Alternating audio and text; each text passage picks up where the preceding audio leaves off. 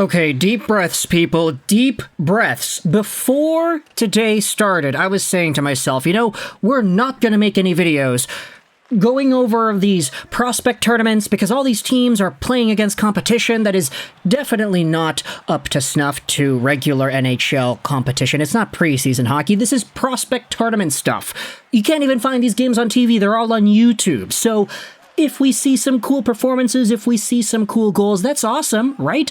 But I don't want to make any videos about it, but darn it, I feel that after what we had seen yesterday between the Chicago Blackhawks versus the St. Louis Blues and the Columbus Blue Jackets versus the Detroit Red Wings, that we absolutely have to make a video about these two guys. Connor Bedard, first overall pick in the 2023 NHL Draft, and Adam Fantilli, third overall pick in the 2023 Draft. Both of these guys put on the sweaters of their teams for the first time, played off against another team wearing another set of NHL sweaters, and they both had hat tricks, not to mention just the immense showcase of talent we had seen on the ice when these guys got those hat tricks. Now, again, big spoiler alert, disclaimer, whatever you want to call it, this is not indicative as to how they're going to be in the NHL. They're not going to score hat tricks every single night. This is prospect competition. They're playing off against the other prospects of NHL teams. Some are younger, some are older, but these guys are not going to be the same level of competition. And that's why I didn't want to make too many videos about these tournaments going on. But when you see Connor Bedard score 3 absolutely beautiful goals in the way that he did, and when you see Adam Fantilli not only have a hat trick, but have his own Mario Lemieux moment, deking by 2 Red Wings defenders and then potting it by the goalie, while also getting the hat trick, while also getting 2 primary assists on top of that for 5 points, you can't go out there and deny just how special both of these guys are. And it's crazy because even though Fantilli had the quote-unquote better game, he had 5 points, he had 2 primary assists, he had the hat trick, Bedard only had 3 goals. Everybody is talking about Connor Bedard because of how he scored these goals. I know I said that the competition in these games is not up to snuff to NHL caliber play, and I'm not going to take that back. No disrespect to the St. Louis Blues prospects that in which the Blackhawks played off against, but the Blues prospects are just that. They're prospects. But the one thing that will absolutely carry over from this prospect play to the regular NHL play is Connor Bedard's shot. And we had talked about this the entire pre-draft period, that Connor Bedard can shoot the puck probably better than any hockey player in the world today, aside Auston Matthews. The way he's able to curl the puck, how he's able to pinpoint accurately find places in the net to fire the puck at, how accurate he is when he does that.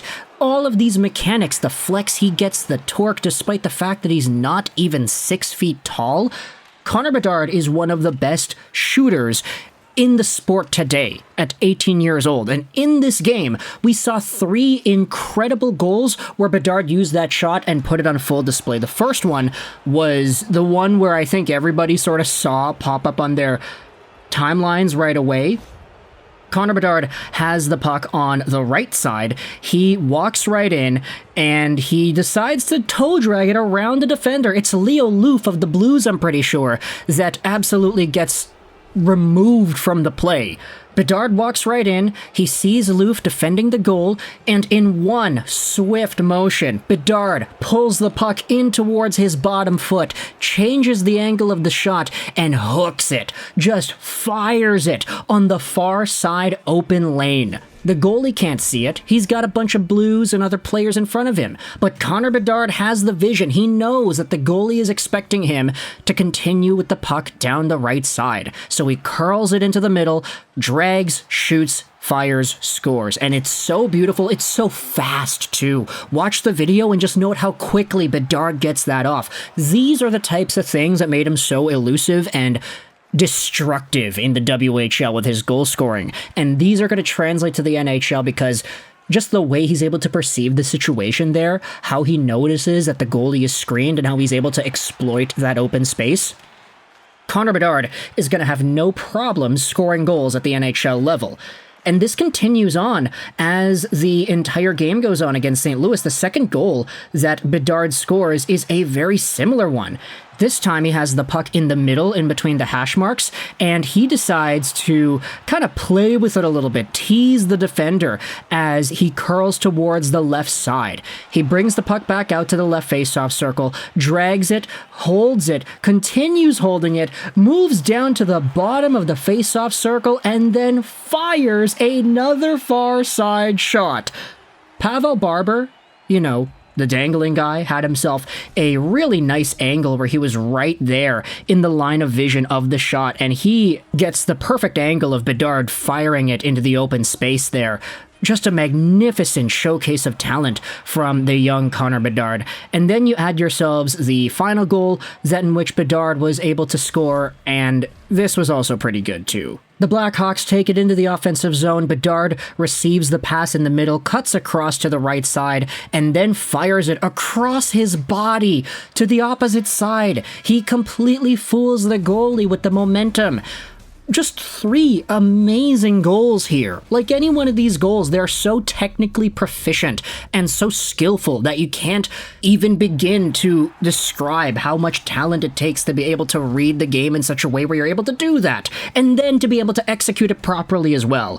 Bedard gets a hat trick, and then if you go over to the Detroit-Columbus game, you'll see Adam Fantilli absolutely make a fool out of a bunch of these Detroit Red Wings defenders as he dangles by 2 of them and then backhand roofs it on the goal to give Columbus their first marker in that game.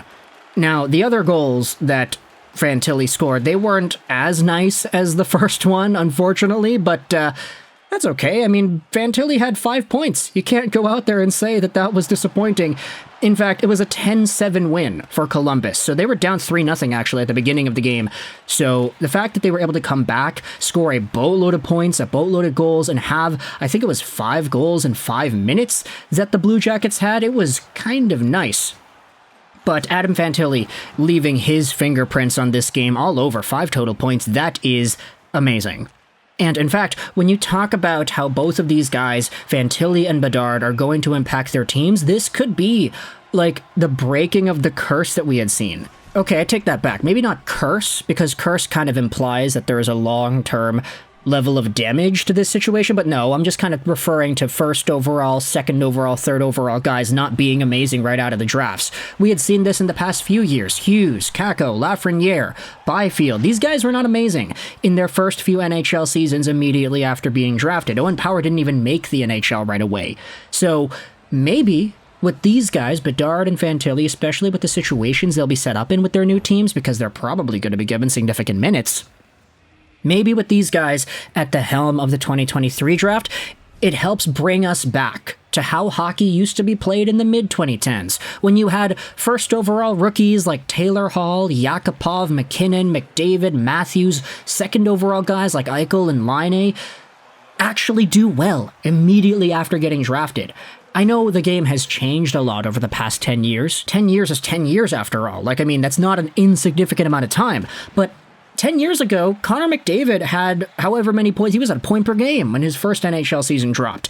Jack Eichel was still really good too. Patrick Laine and Austin Matthews were 1-2 the entire season, and they were so good, so effective for their new teams. Even back to the Yakupovs and stuff. We like to meme on Yakupov a little bit, but that guy was not bad in his first NHL season. Definitely a lot better as a year 1 player than Jack Hughes was, or than Alexis Lafreniere was. So, Bedard, Fantilli, I know it's not 1 and 2, it's technically 1 and 3 because Fantilli was not taken second overall, but with these guys showing us in their prospect games that they are as legit as we wanted them to be, all that's left to see is what they do against NHL competition. Adam Fantilli was already the best player in the NCAA at 17, 18 years old. What more against NHL guys? Connor Bedard is the best prospect we have seen in a decade. How good is that guy going to be when he plays a full 82, or when he starts out his career against Sidney Crosby and the Penguins in Game 1?